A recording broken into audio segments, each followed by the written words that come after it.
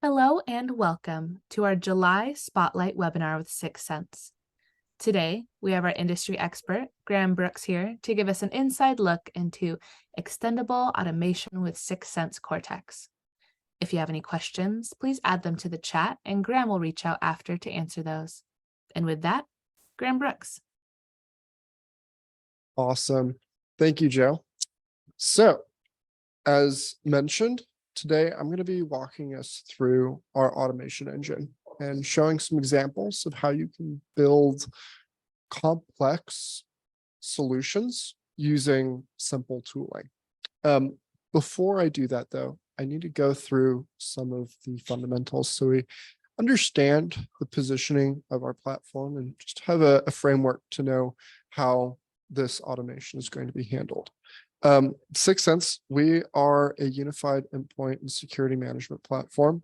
We live in Azure specifically. We're a SaaS offering. So your organization, you're not going to need to provision any sort of appliance on your network in order to use our platform.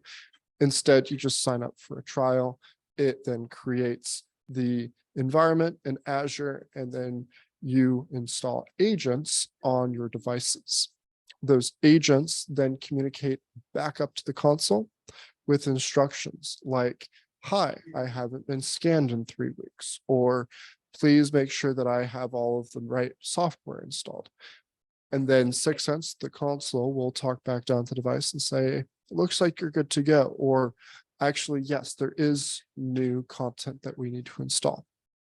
And then that work is accomplished on the device in either real time or based off of a policy that you built for maybe once a week, once a month, or every few minutes. Today, what we're going to be spending our time on is our automation engine Cortex, which is the tool that we use to build out policies of enforcement. I'm going to give a few examples. The first one is going to be extremely basic. I'm just going to make sure that I have devices that have disk space. And then after that, we're going to make it a little bit more complex. We're going to get into some basic patch management. And then after we do patch management, I'm going to show you some more advanced scenarios.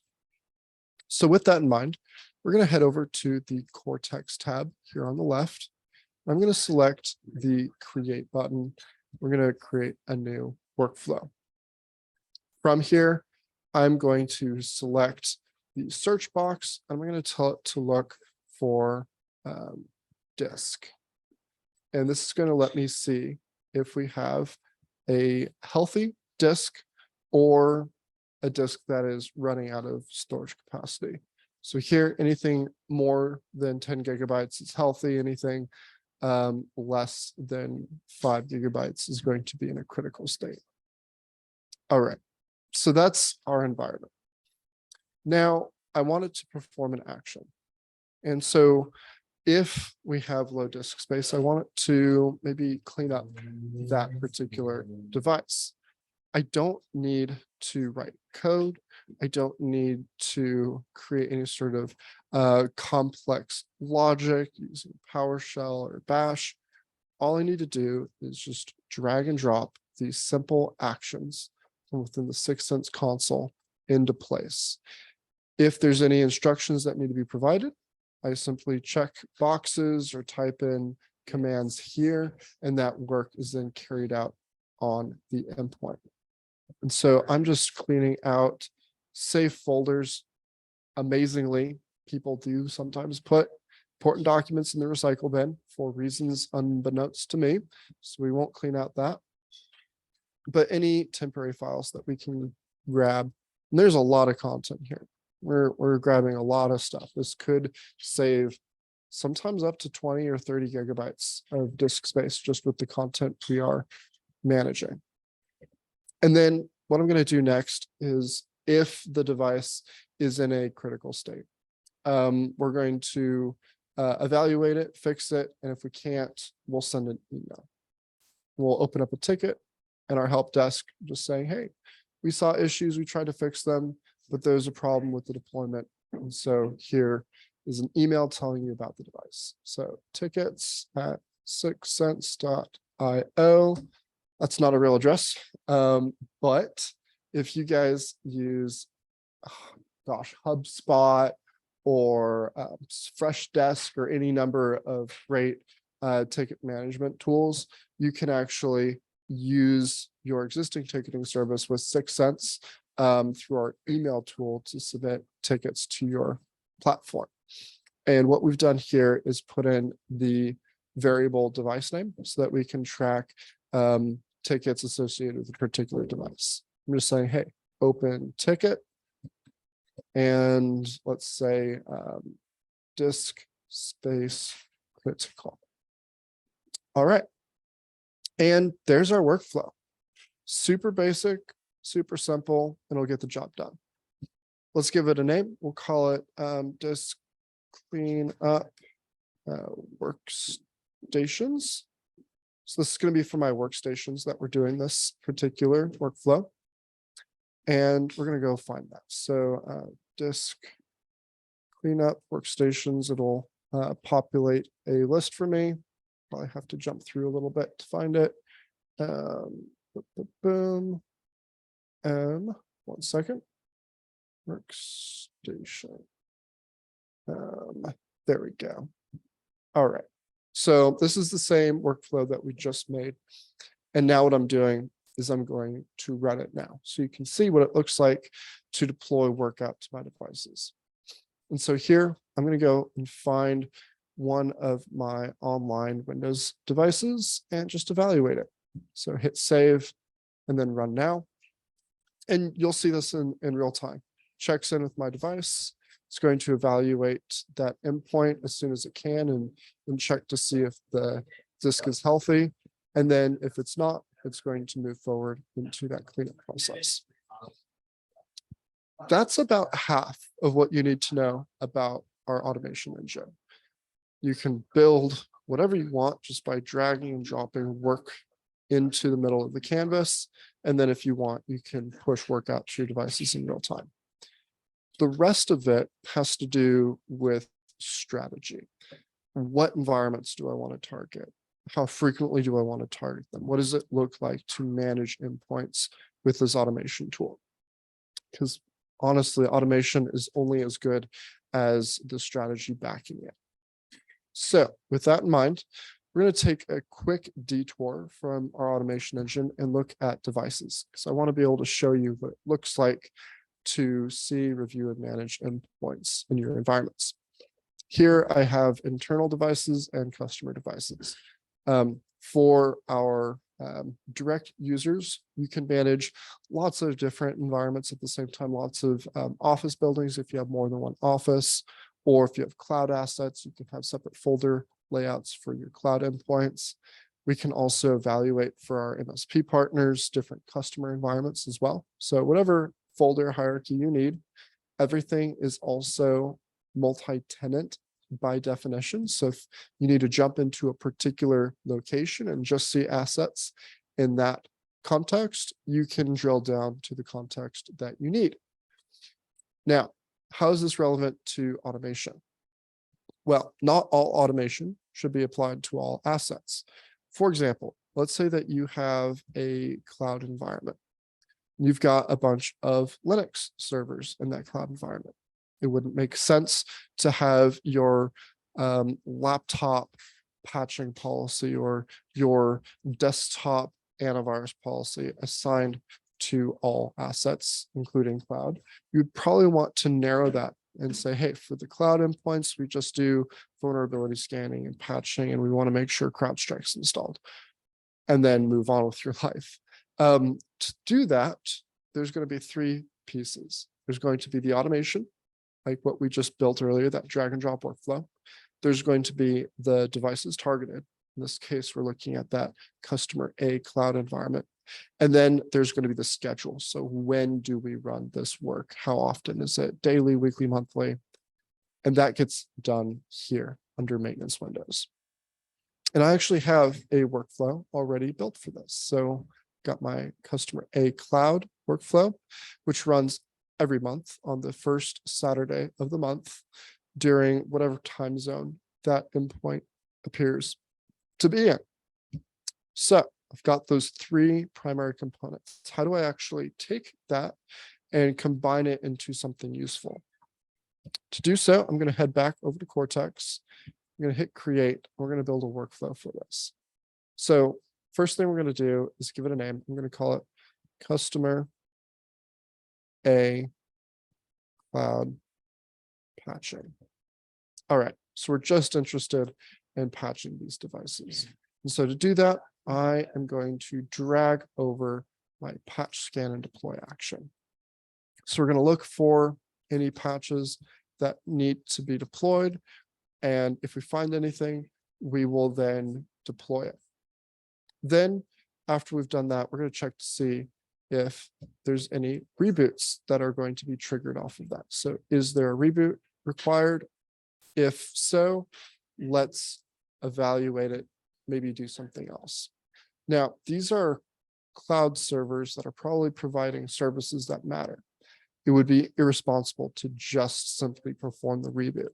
And so instead, we're going to have some logic here. So if there is a reboot required, we're actually going to send not quite an email, but more of an approval. So this is going to go to someone's email address, but it's not just a notification. Instead, it's going to present them with an option to either approve or deny an action. So again, we're going to do tickets at syxsense.io, put in the name of the device here. And then we're going to say, select reboot or not. All right.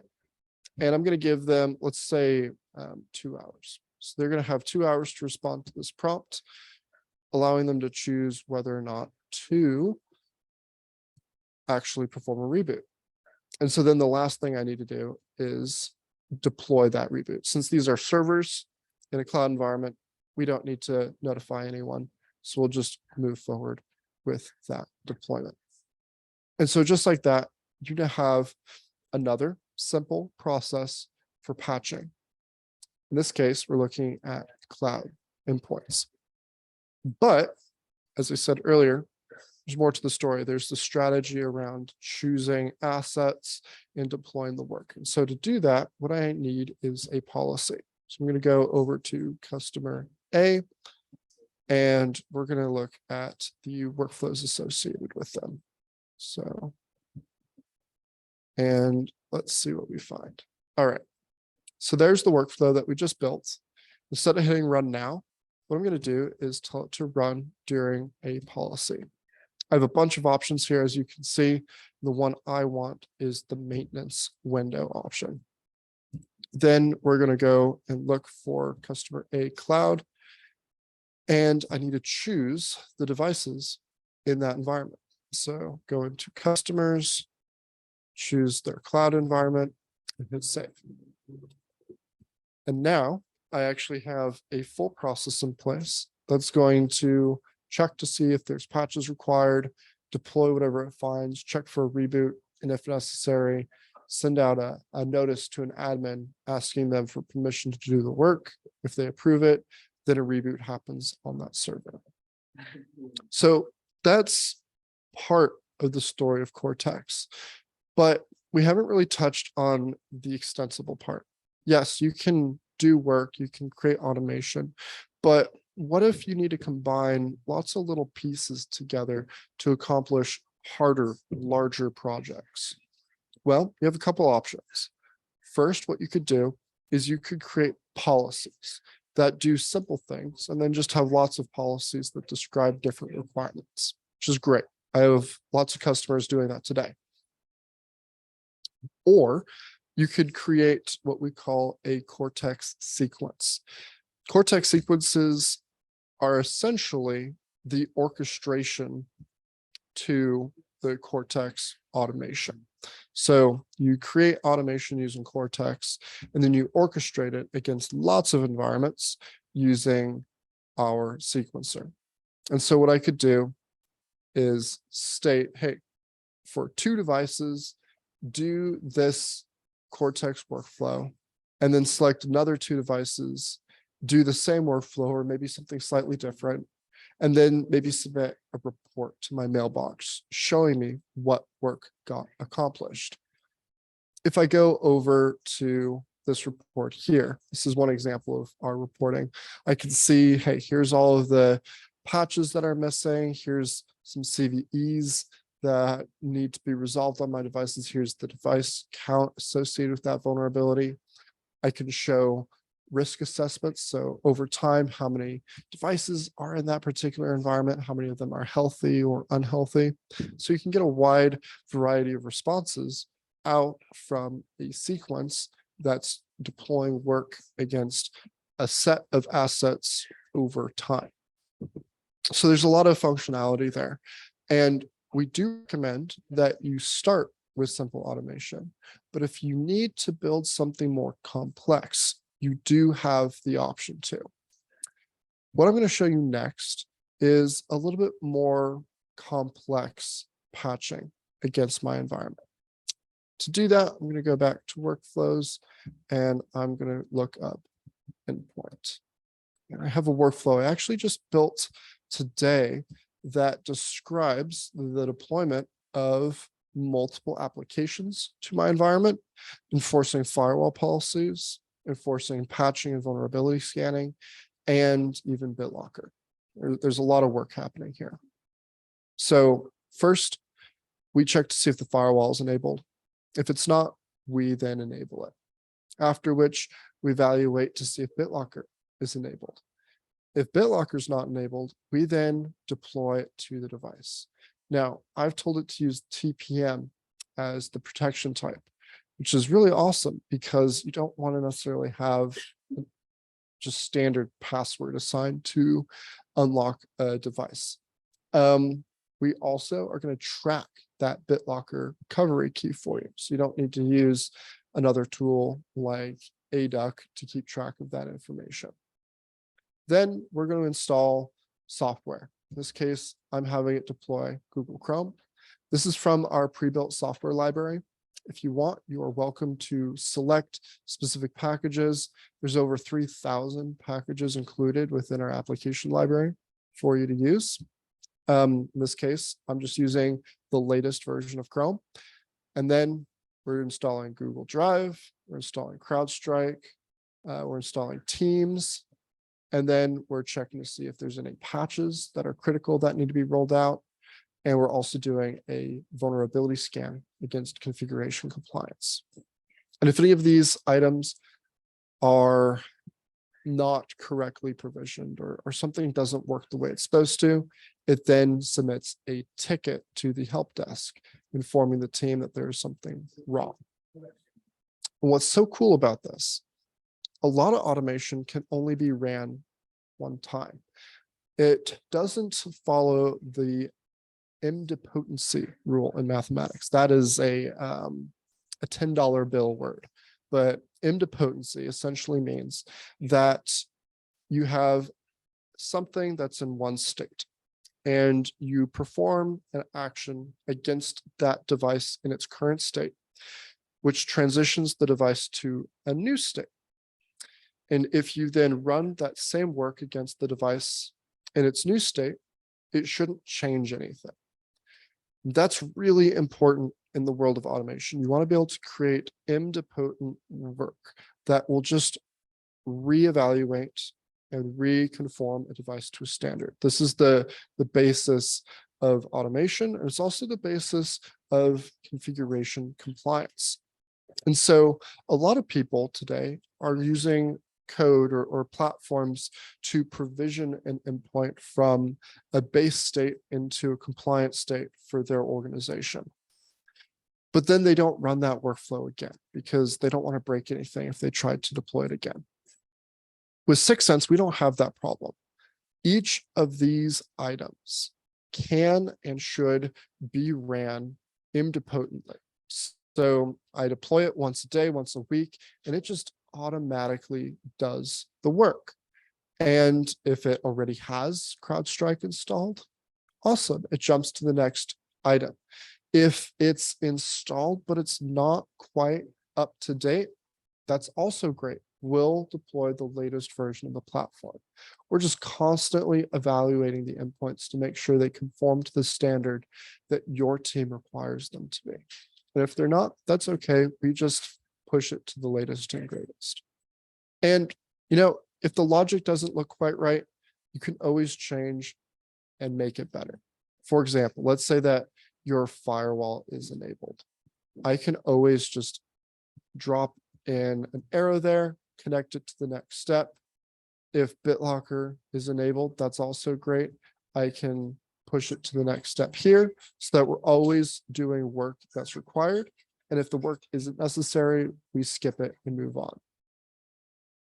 So that is a brief overview of our automation tool set, how to create complex and simple workflows that perform work that's useful, that's productive, and that doesn't require significant effort from your team to build. Before we leave, I do want to show you one final example so you can get an idea of just how far we can take the platform. Some of you will probably be familiar with the Log4j vulnerability from last year. It really changed a lot of people's lives for the first couple months of 2023. This workflow is essentially evaluating a device to see if it has the Log4j binary and if it has any vulnerabilities associated with it. And then it just goes through and it corrects all the issues that are discovered, submitting tickets as it goes, ensuring that the device is compliant to the standard as set. So while we can create simple, extensible workflows, we can also take on hard technical challenges as well and support IT environments through whatever compliance requirements they might have and create automation that replaces complex code that usually has to have complex documentation to support it. All righty. With that, I have nothing else for my presentation. So if anyone has any questions, I would be happy to answer them. If not, have a great rest of your day.